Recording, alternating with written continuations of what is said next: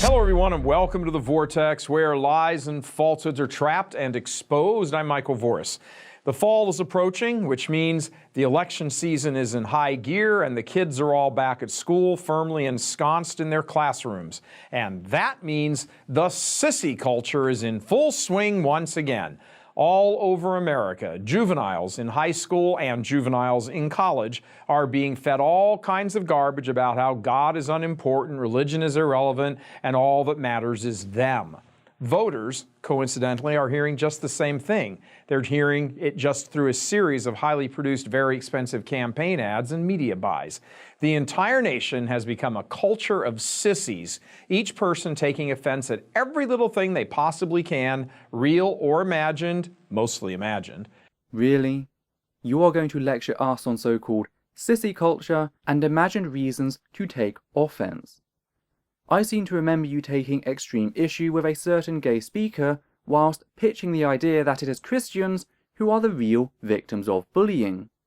And of course, if you go through some schools today, you will find that it's increasingly the case that kids who believe in our blessed Lord are experiencing some bullying themselves. But in their case, it's not so much from the other kids as much as it is from teachers, principals, and school boards.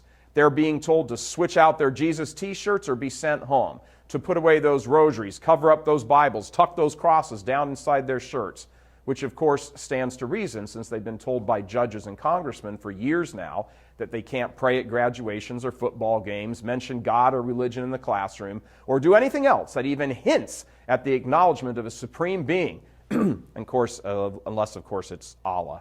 And if you think that's an exaggeration, all you need to do is listen to the hate-filled, and this time the term is applied correctly, for once, hate-filled screed leveled by self-described gay boy anti-bullying champion Dan Savage, who stood in front of a crowded auditorium of high school students and absolutely let into Christian kids, calling them, quote, and excuse the expression here, but he said it, calling them pansy asses.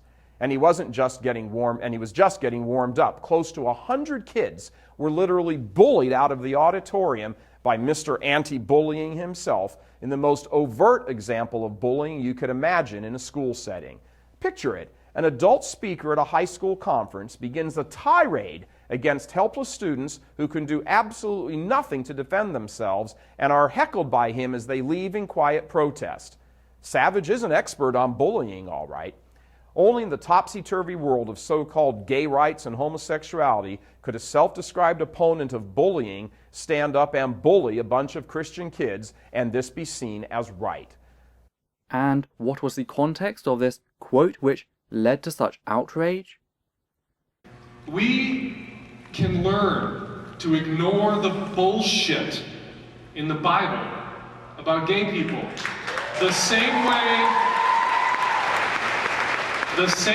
we have learned to ignore the bullshit in the Bible about shellfish, about slavery, about dinner, about farming, about menstruation, about virginity, about masturbation. We ignore bullshit in the Bible about all sorts of things. The Bible is a radically pro-slavery document. Slave owners waved Bibles over their heads during the Civil War and justified it. The shortest book in the New Testament is a letter from Paul to a Christian slave owner about owning his Christian slave. And Paul doesn't say Christians don't own people. Paul talks about how Christians own people. So you can tell the Bible guys in the hall, they can come back now because I'm done beating up the Bible.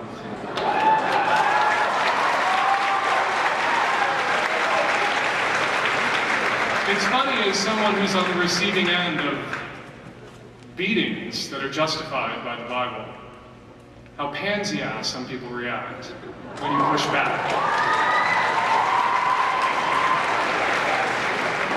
So I apologize if I hurt anyone's feelings, but I have a right to defend myself and to point out the hypocrisy of people who justify anti-gay bigotry by pointing to the Bible and insisting we must live by the code of Leviticus on this one issue and no other. So Dan Savage, noting the cherry-picking most Christians carry out in following the Bible, followed by him calling out the thin-skinned nature of those who follow a religion commonly used to justify physically assaulting him, is an actual issue. This is just after you have expressed this rather dismissive attitude to the high rates of teen LGBT+ suicide resulting from anti-LGBT+ bullying sourced historically from your religion. Case in point, the pure hypocrisy and double standard of the school bullying initiatives that are being hailed as the most important social movement since abolition. Everywhere on playgrounds across the nation, according to the homosexual lobby, gay children are being bullied and driven to suicide. Not to mention this little nugget which he went on to add.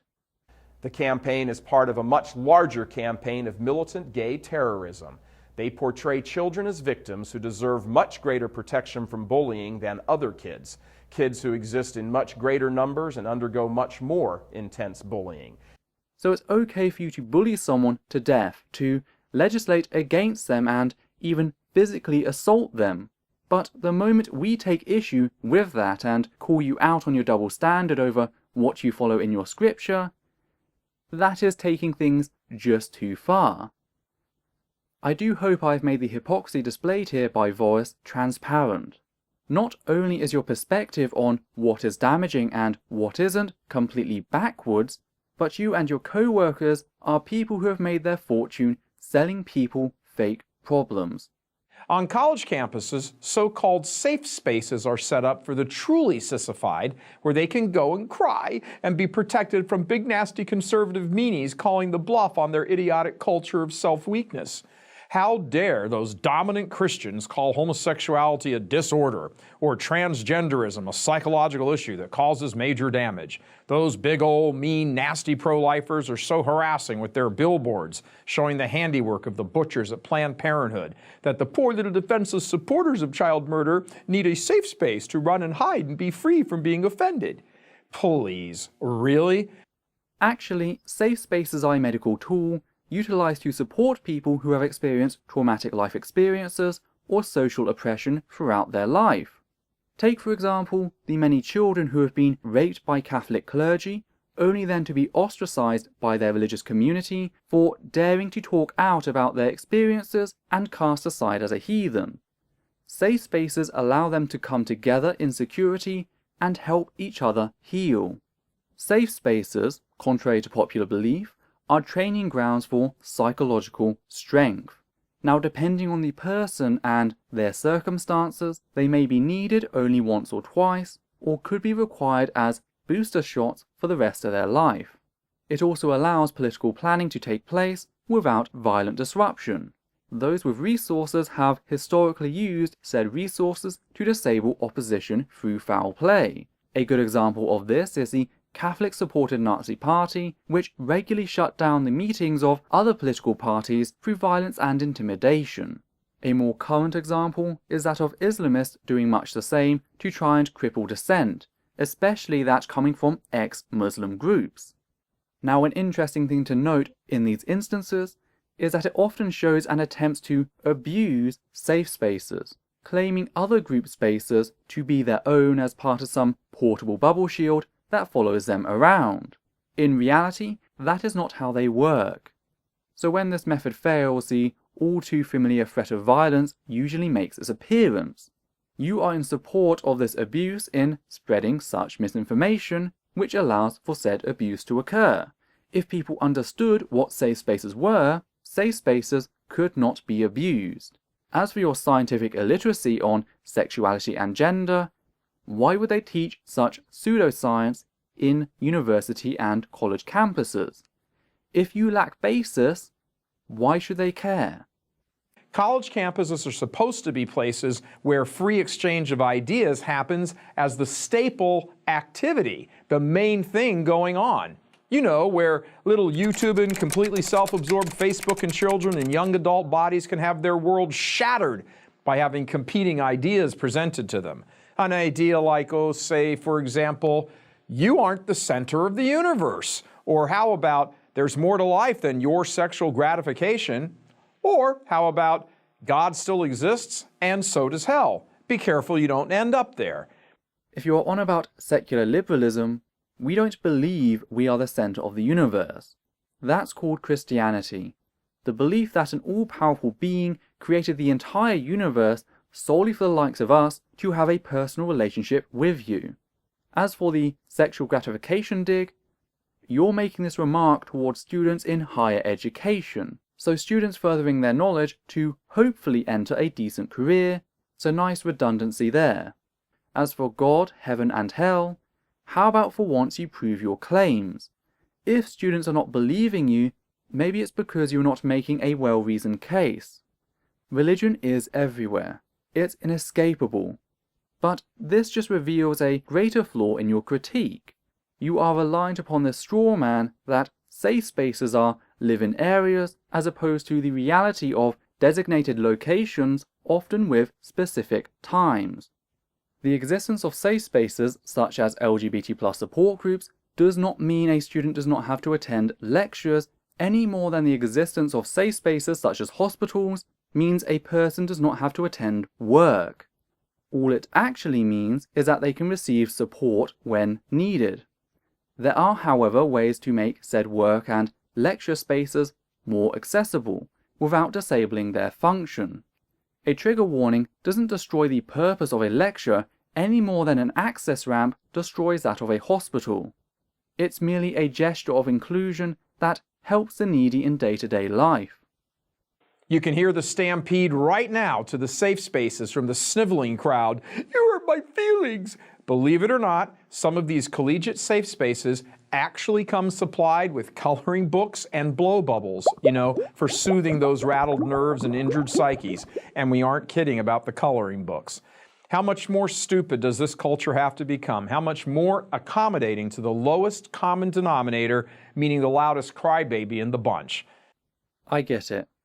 Back in the good old days where Catholicism ruled, you would just stone people to death for showing signs of mental illness. Nowadays, you just want to torture them to exorcise demons. But back in reality, those of us with an actual understanding of these signs seek to help those inflicted with such ailments as post-traumatic stress disorder, bipolar, and major depression. You mock methods which allow people to cope with day-to-day life regardless of whether they had their condition innately or developed it from such experiences as being raped by a priest or losing a friend to a roadside bomb whilst serving. Didn't you realize that your insults also target veterans suffering from PTSD, many of whom served to get a paid education? What should they do? Should they not receive the education they suffered to obtain? Now, I don't care why a person has such conditions. I care about helping them to learn to cope with it in day-to-day life. Why? Because I have lived through that. I don't have to imagine what it's like to have my windpipe collapse on me and to be hospitalized because the people who saw me keel over thought I was having a stroke. Maybe, just maybe, you need to try having a little compassion sometime and think about your actions. But then again, this should all be expected. It's exactly the attitude that has been fostered by the Democratic Party and its fellow travelers for the past 30 years now. Complete self-centeredness and self-absorption. Always portray yourself as the victim until you actually believe it. Ask not what you can do for your country, but how much you can get out of the government in the form of money or fake rights made up out of thin air. The continual feeding of the infantile mindset right up to the completely idiotic transgender bathroom stupidity, which the U.S. Supreme Court is going to be hearing and ruling on. Yeah, the U.S. Supreme Court. Who wants to live in a country administered by egotistical, loathsome tyrants like Hillary and gang? Who wants to hire children with college degrees who took classes and majors in feminism, sexual identity and gender roles, and the philosophy of Star Trek? Actual classes, folks, no kidding. I mean, why should a student be forced to sit through a logic class and learn about first principles of reason when they can take a class on Lady Gaga? Seriously? This has gone beyond nuts. It's completely off the reservation, and it's all owing to the coddling that many of these sissies received in their even younger years. It is forbidden these days on huge numbers of college campuses to challenge any of the prevailing liberal orthodoxy of pro-gay, pro-child murder, pro-transgender. These are echo chambers now of liberal thought, cesspools of mind-numbing propaganda where the ability to actually think is sucked out of you and replaced with a recording which plays over and over and over. I'm the most important person in the world, don't hurt my feelings. The raw projection in this tirade is off the charts. First of all, I find the pretense that taking a module on the philosophy seen throughout the fictional universe of Star Trek while supporting the study of the equally fictitious Bible as a tad hypocritical. As for the module on Lady Gaga, I assume you are on about the Sociology of Fame module at South Carolina, which uses Lady Gaga as their primary case study, much in the same way that a module on the sociological impact of fascism may select one example, such as Nazi Germany, as theirs. As for the mockery on trans issues, again, I have to stress the inhumanity here. You demonstrate that you are 100% okay with 50% of trans individuals attempting suicide due to the treatment they receive in society, thanks predominantly to the church. For someone who attacks us for being pro-child murder, for putting someone's bodily autonomy above that of a zygote, you don't go half-ass in expressing your desire that LGBT+ children continue to be tortured to suicide.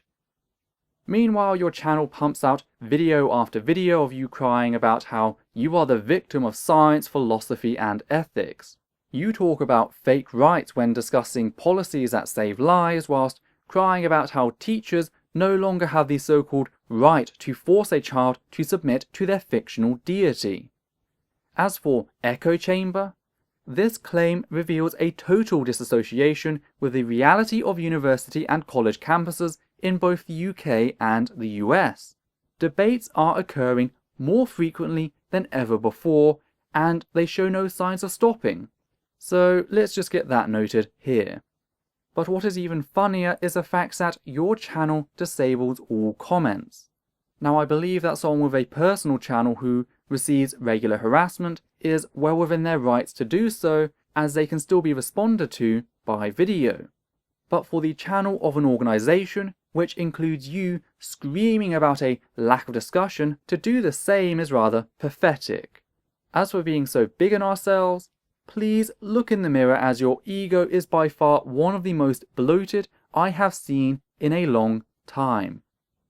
The sissy generation is going to have a rude awakening in one of two ways. Either they will graduate, still believing that their inflated grades and worthless majors actually mean something, with a load of debt, by the way, but they'll get it hard in the face when they can't get hired or stay hired. Or there will be enough of them in the numbers that the country and the economy will collectively collapse under the weight of their tears, complaints, diapers, and coloring books. Everyone is so easily offended by anything these days. Get a life. Yet, something of this insanity is resonating in some fashion with the voters voting for Hillary. And among Catholic voters, a majority are supporting her. So, here's further evidence that something has gone very wrong in the church. Not only are Catholics going along with the culture, but the culture itself has turned ridiculous. Something's got to give here, folks. Something's got to give. Something sure does. Thankfully, it's your fictitious religion as well as the series of strawmen you have lined up throughout your video. Has there been resistance? Of course, that's always the case with social progression. As cosmopolitan thought surges ahead in embracing modernity and social compassion, we will see a quick rise in the vocal nature of fundamentalists along all fronts. These fundamentalists house resistant identities towards the shifts that occur in society, turning to aggression as well as collecting in fundamentalist communities. However, time has been clear again and again. These pockets of ignorance, proclaimed as intelligent discrimination, will crumble. This Ayn Randian orgy of apathy and self-interest, as well as the false narratives it spins to try to keep afloat, is already taking its terminal breath. So here is to the future. May its dawning bring you the knowledge you so urgently require.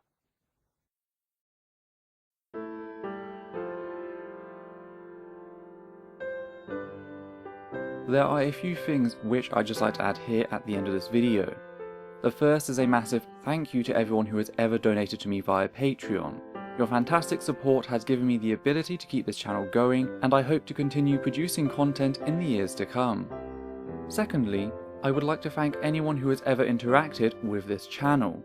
Your shares, likes and dislikes, as well as your comments of both approval and disapproval, have ensured constant feedback, allowing me to improve my work. Last of all, I would like to express my desire that you treat any of the people displayed throughout the video with respect. Whilst it is true that ideas do not demand respect, and there are many in fact which deserve reprehension, we must be careful on how we tackle said ideas in ensuring we are not simply targeting the person. In short, be the compassionate side of reason. So take care, and I'll see you next time.